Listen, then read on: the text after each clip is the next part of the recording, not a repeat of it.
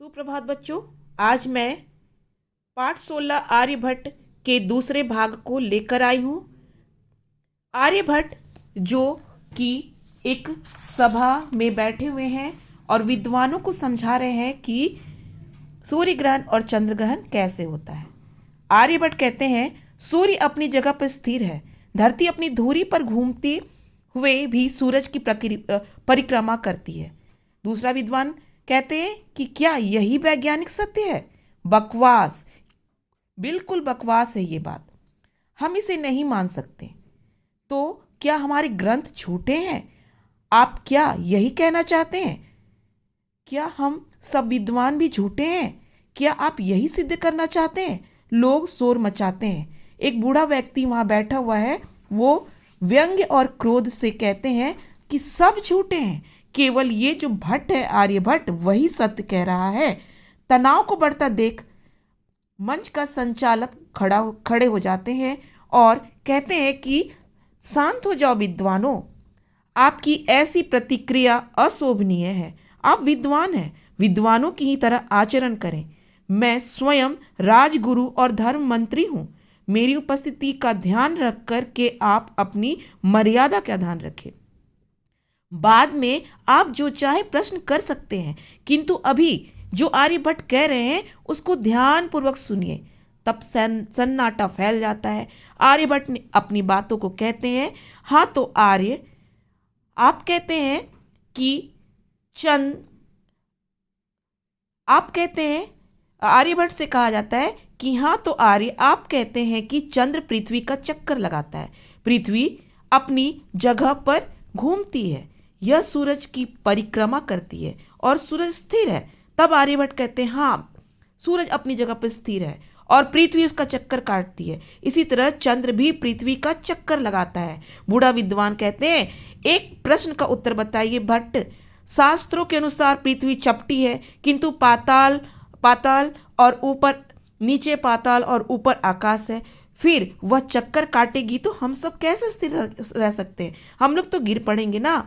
आर्यभट्ट तब समझाते हैं कि हमने आपको प्रारंभ में स्पष्ट कर दिया था कि पृथ्वी जो है चपटी नहीं है बल्कि गोल है। वह अपनी धुरी पर पश्चिम से पूरब की ओर चक्कर लगाती है।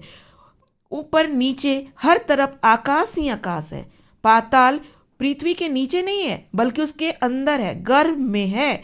रही पृथ्वी के स्थिर होने की बात, तो वास्तव में पृथ्वी में एक बहुत बड़ी सी शक्तिशाली आकर्षण की शक्ति है। इसी आकर्षण और हमारे अपने ही भार के कारण ही हम सब पृथ्वी पर संतुलित रूप में स्थिर खड़े दिखाई देते हैं। बूढ़ा विद्वान कहते हैं पृथ्वी स्थिर नहीं है और हम सूर्य का चक्कर यह काटती है। क्या आप इसे सिद्ध कर सकते हैं? तब आर्यभट्ट कहते हैं दृढ़ता पूर्वक, वह कहते हैं हाँ, पृथ्वी स्थिर नहीं है और इसी कारण वह सौर मंडल का केंद्र भी नहीं है। हम अपनी धुरी पर सूर्य का चक्कर लगाती है, इसलिए तो हमें स्थिर सूर्य पहले तो प्रातः काल में पूरब की ओर दिखता है, उगता हुआ दिखता है, और फिर शाम को पश्चिम की ओर डूबता हुआ दिखाई देता है। बूढ़ा विद्वान जो है वो कहते हैं अगर ऐसा है तो सूरज और आकाश के तारे हमें चक्कर लगाते हुए क्यों दिखते हैं, ये आप बताइए। पृथ्वी के चक्कर लगाने का पता हमें क्यों नहीं लगता? आर्यभट्ट तब कहते हैं कि मैं आपको एक उदाहरण देकर समझाता हूं कि नदी में एक नाव है और वह धारा के साथ तेजी के साथ आगे बढ़ रही है।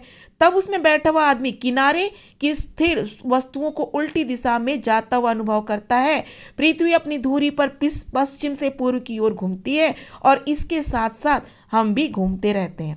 पृथ्वी बहुत बड़ी है, पृथ्वी के साथ उसका पूरा वातावरण घूमता है, इसलिए हमें पृथ्वी के घूमने का पता नहीं लगता।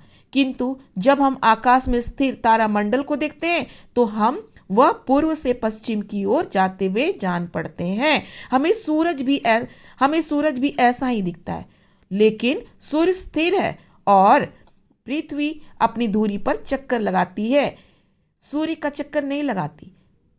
सूर्य का चक्कर लगाती है, पृथ्वी अपनी धुरी पर चक्कर लगाती है, सूर्य का चक्कर लगाती है। ठीक इसी तरह चंद्र भी पृथ्वी का चक्कर लगाता है। सभी लोग बोलते हैं यहाँ तो सिर्फ चक्कर ही चक्कर है। बूढ़ा विद्वान कहते हैं कि इन सब व्याख्याओं से सूर्य ग्रहण का क्या संबंध है भट्ट, थोड़ा बताओ। आर्यभट्ट कहते हैं कि बिल्कुल है, बहुत ही वैज्ञानिक संबंध है और यही वही मैं आपको क्रम के साथ बता रहा हूं। संचालक बोलते हैं कि बताइए। आर्यभट्ट कहते हैं जब पृथ्वी का चक्कर लगाता हुआ चंद्र सूर्य और पृथ्वी के बीच आ जाता है तो वह सूर्य को ढक लेता है। ऐसे में सूर्य का प्रकाश अचानक पृथ्वी तक पहुंचना बंद हो जाता है, यही सूर्य ग्रहण होता है। सब शांत हो जाते हैं। संचालक कहते हैं कि चंद्र ग्रहण कैसे होता है। तब आर्यभट्ट कहते हैं जब सूर्य का चक्कर लगाती हुई पृथ्वी सूर्य और चंद्र के बीच में आ जाती है तो सूर्य का प्रकाश चंद्र तक नहीं पहुंच पाता, इसलिए पृथ्वी में चंद्र का हिस्सा अंधेरा दिखाई पड़ता है, यही चंद्र ग्रहण है। कई स्वर से सब लोग झूठ झूठ कहने लगते हैं। बूढ़ा विद्वान घबरा जाते हैं और क्रोध में आकर बकवास बकवास कहने लगते हैं। हम इस बात को नहीं मान सकते, इससे तो हमारा व्यवसाय ही नष्ट हो जाएगा। कौन हमें ग्रहण के लिए अब दान देगा, कौन हमसे अनुष्ठान करवाएगा। बूढ़ा विद्वान कहते हैं कि यह शास्त्रों को झूठा कह रहा है, इसे तो दंड देना चाहिए। सारे विद्वान उठकर हाँ इसे दंड देना चाहिए, इस बात से सहमत हो जाते हैं। संचालक सभी को समझाते हैं आप लोग आखिर इतने उत्तेजित क्यों हो रहे हैं, इसने तो केवल अपने मत को रखा है। विद्वान कहते हैं कि ऐसा मत अस्वीकार्य है, इसे सुनना भी अधर्म है, पाप है। सारे हाँ यह अधर्म है, पाप है। तब संचालक बोलते हैं आप लोग चाहते क्या है। बूढ़ा विद्वान कहते हैं हम इसे विद्वत इस सभा से निष्कासित मतलब हटाना चाहते हैं। संचालक ठीक है। बूढ़ा विद्वान कहते हैं कि आप इसे किसी प्रकार क्षमा नहीं कर सकते क्योंकि आप हमारे प्रतिनिधि हैं, आपको भी इसे दंडित करना होगा। संचालक हताशा में आ जाते हैं कि आप सब क्या चाहते हैं, बोलिए। बूढ़ा विद्वान कहते हैं हम इसे धर्म भ्रष्ट करने वाला मानकर धर्म को से निष्कासित करना चाहते हैं। सब लोग कहते हैं कि हम इसे निष्कासित करना चाहते हैं। संचालक घबराते हुए हम इसे धर्म भ्रष्ट करने वाला मानकर इसे धर्म से निष्कासित करते हैं। और क्या होता है अचानक, सब आर्यभट्ट की बात तो नहीं मानते हैं, लेकिन होता वही है जो सच है, जो सत्य है।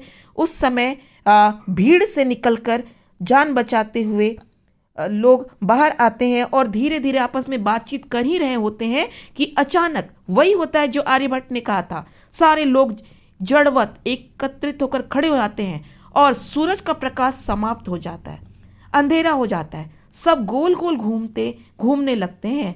कुछ देर बाद लोग वही नवग्रह मंत्र को पढ़ने लगते हैं। ब्रह्मा मुरारी त्रिपुरांतकारी भानो शशि भूमि सुतो बुधश्च।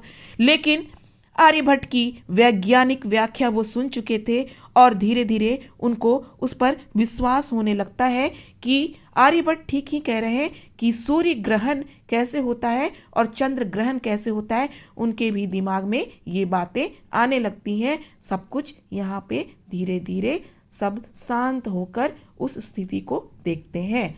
यह पाठ यहीं पर खत्म होता है। धन्यवाद।